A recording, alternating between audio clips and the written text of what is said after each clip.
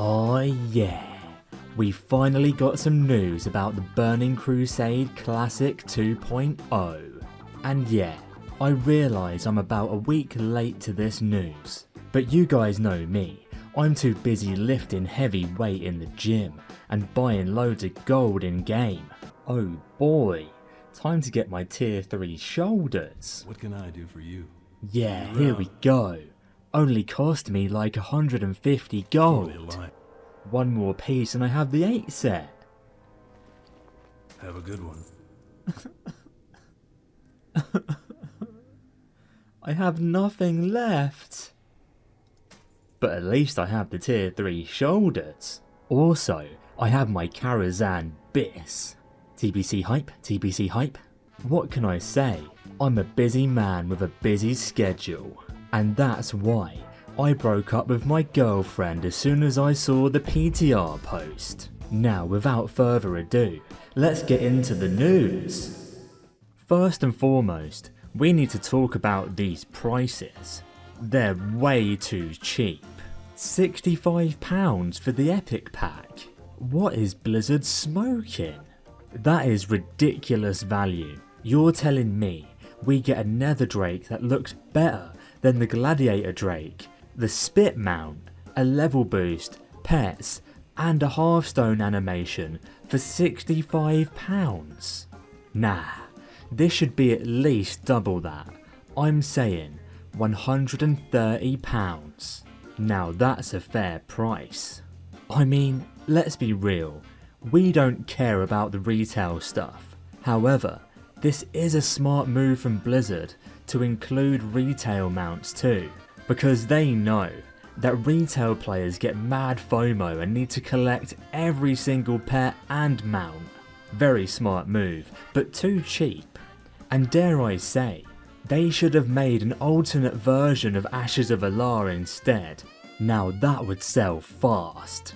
All in all though, I really feel like this is too accessible for the average casual player, and it should really be made more expensive.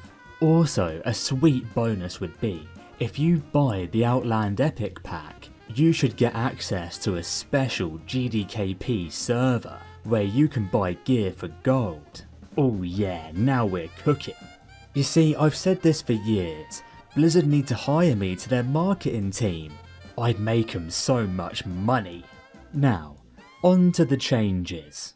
Recently, Blizzard opened up the PTR for the Burning Crusade Classic 2.0, where you can level up from 60 to 70 if you have absolutely no life whatsoever. And I can tell you one thing for free, I will not work for free. If Blizzard need testers, they should pay for them. There is no way on earth I'll waste time on a PTR leveling up from 60 to 70, burning myself out for free. However, it does give us a little glimpse of the changes they've made. Let's dive in.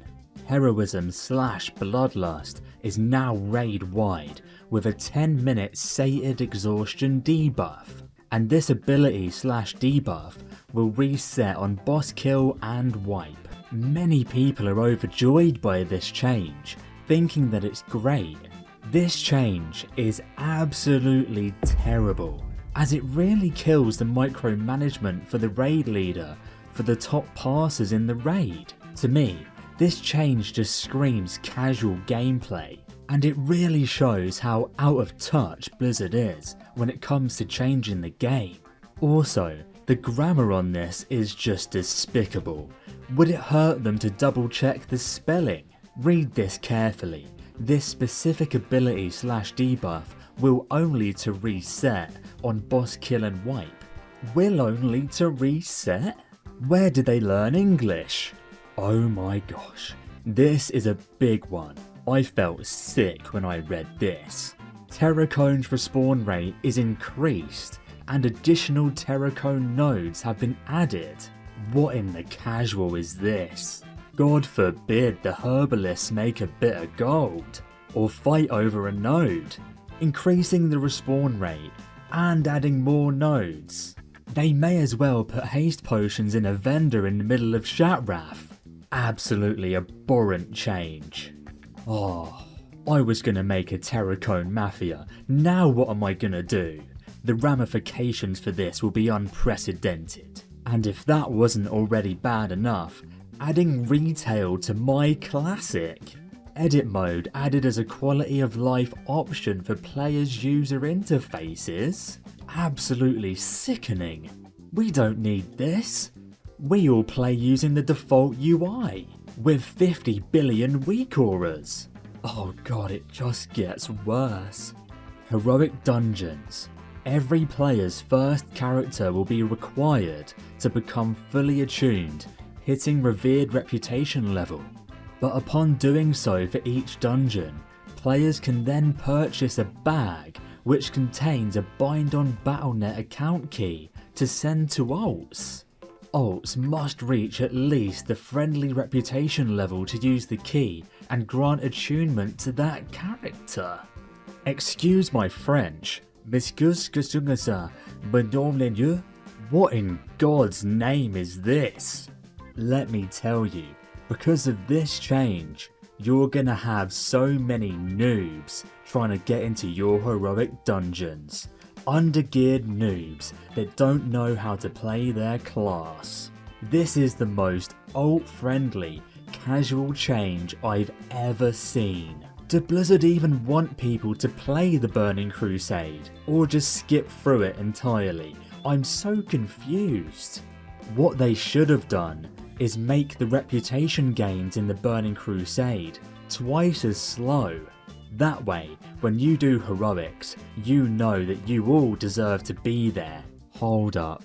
Every player's first character will be required to become fully attuned for each raid, but upon doing so, that raid will be unlocked for all characters on the player's Battle.net account. Raids will be released in their post-nerf state. You've gotta be having a laugh. Are they pulling my leg? There's no way. Huh.